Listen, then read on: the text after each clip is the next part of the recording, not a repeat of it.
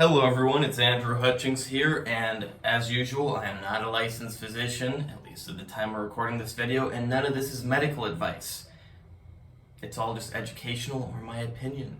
Well, I mean, it's not really my opinion, it's reality, but I'll say it's my opinion for safety's sake, for myself. So, this video is about amphetamine versus methamphetamine. So I was walking around and talking with someone, and they asked me about Breaking Bad. We talked for a while. Long story short, they thought amphetamine is the same as methamphetamine. So amphetamine is actually, they're both prescription medications in the United States, but you would be hard-pressed to find a doctor who even knows that methamphetamine is a prescription called Desoxyn, and you'd be even harder pressed to find a doctor that would prescribe it. Even though I think they only come in like 5 milligram pills, so you're not going to have a problem unless you swallow the whole I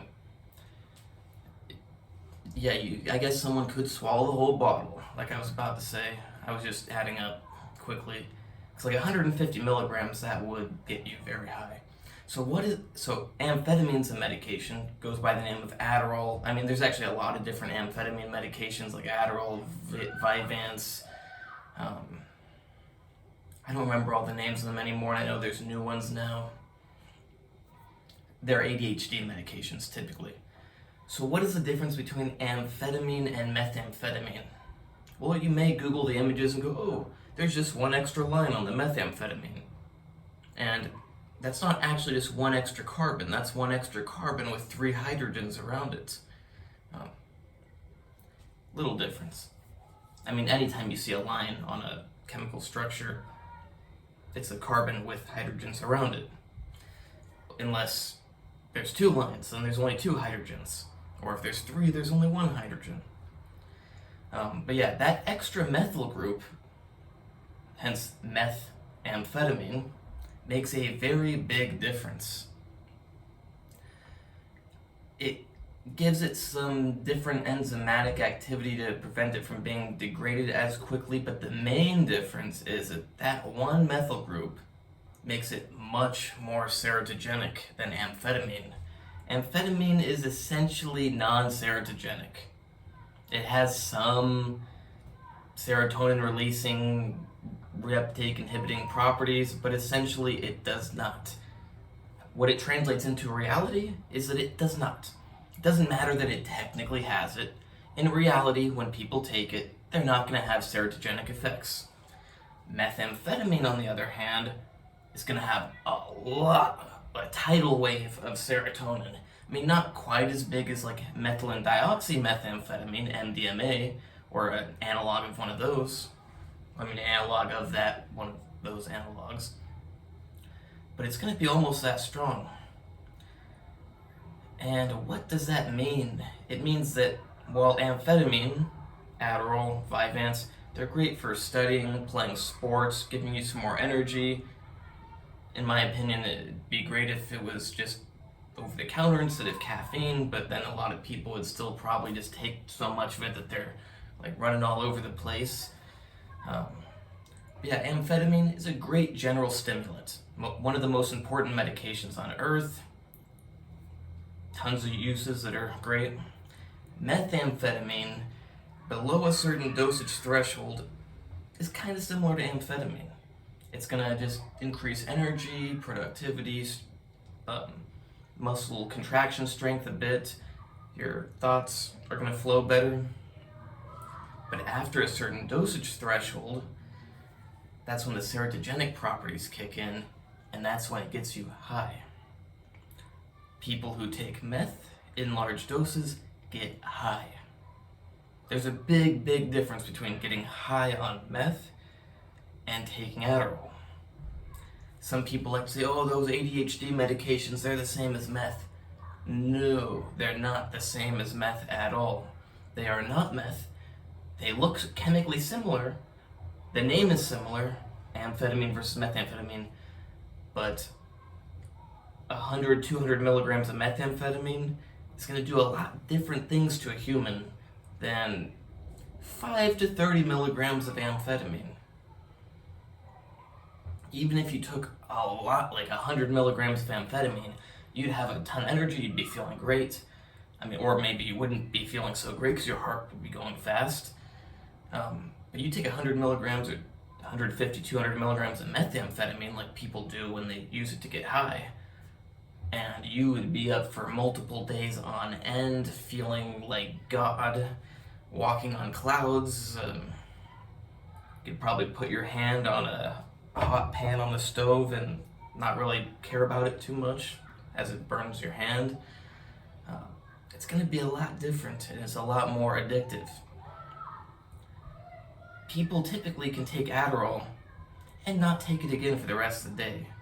Somebody smokes 200 milligrams of methamphetamine, unless they don't have any more, they're probably going to keep smoking until they don't have any more. Methamphetamine gets metabolized into amphetamine, so it means it lasts longer because you have the methamphetamine active, then you have the amphetamine active. However, on top of that, the methamphetamine molecule has a longer half-life than the amphetamine molecule. So it's much like amphetamine. It's going to last primarily 4 or 5 hours. Methamphetamine, primarily 8 to 10 hours. Maybe even 12 hours. And some people may be going, oh no, amphetamine lasts longer than 4 or 5 hours. I'm talking about main duration of action. You could even go as low as to say that it mostly lasts about 3 hours before it starts getting more residual effects.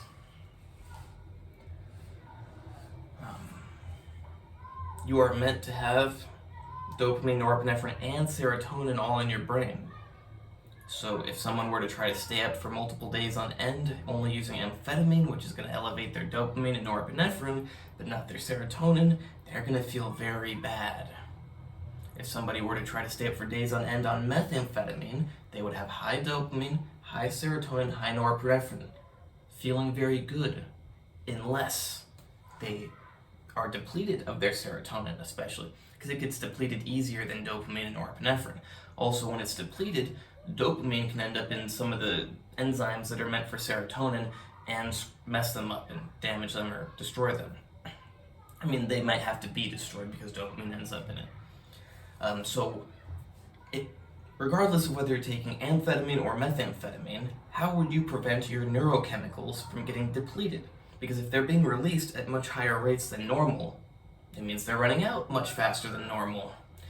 And even if you take a lot of amphetamine or methamphetamine, if you don't have the neurochemicals to be released, it doesn't matter. So what could you do?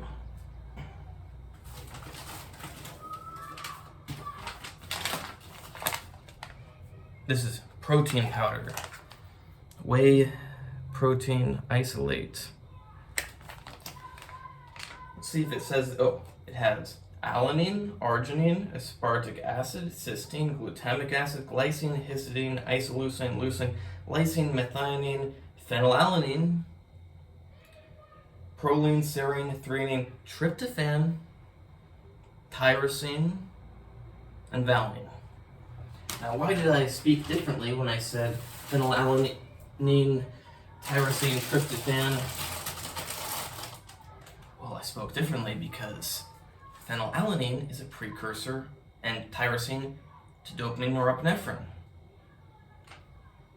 Tyrosine is a precursor to serotonin. In fact, I bought a sleeping medication, because it's not really medication, it's just amino acids. It's pretty much just amino acids. And this one has tryptophan and 5-hydroxytryptophan, because it goes tryptophan, 5-hydroxytryptophan, and then to serotonin. So if you can skip one of the enzymatic steps, you can bypass the rate that it...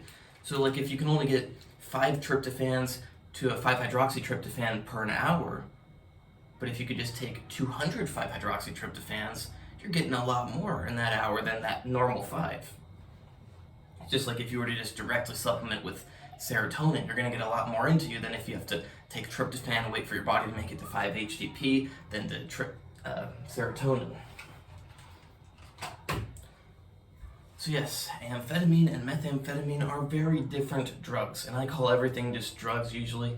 I try to consciously say medications oftentimes because it sounds more benign than drugs, but they're all just drugs.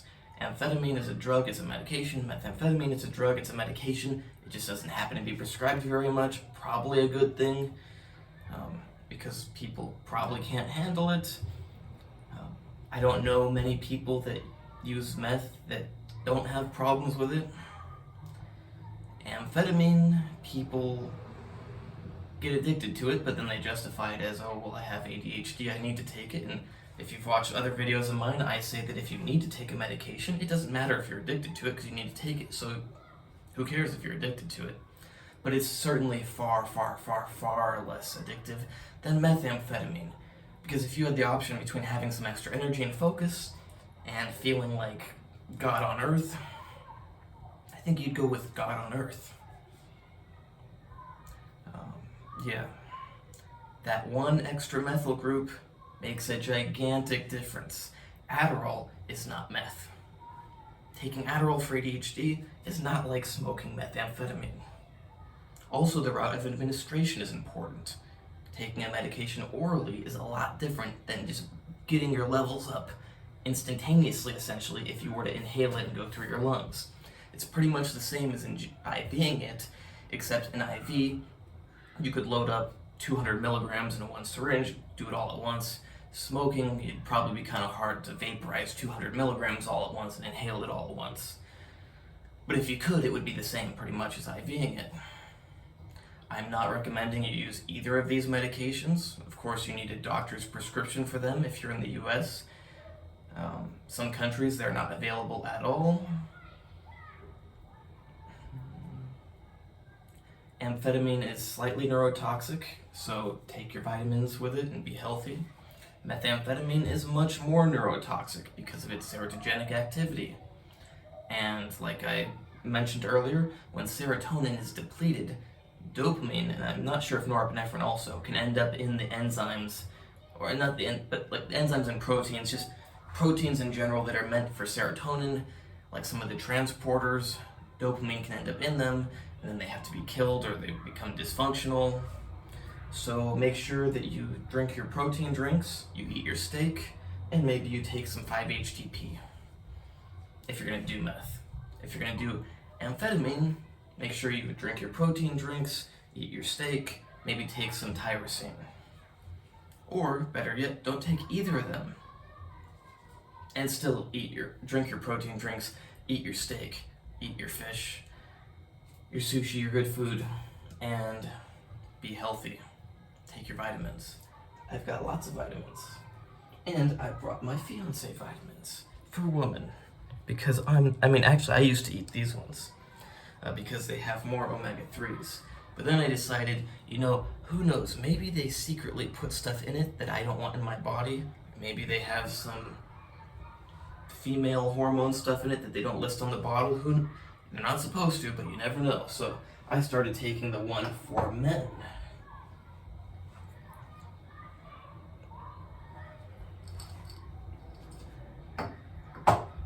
And I should get headed over to the gym right now.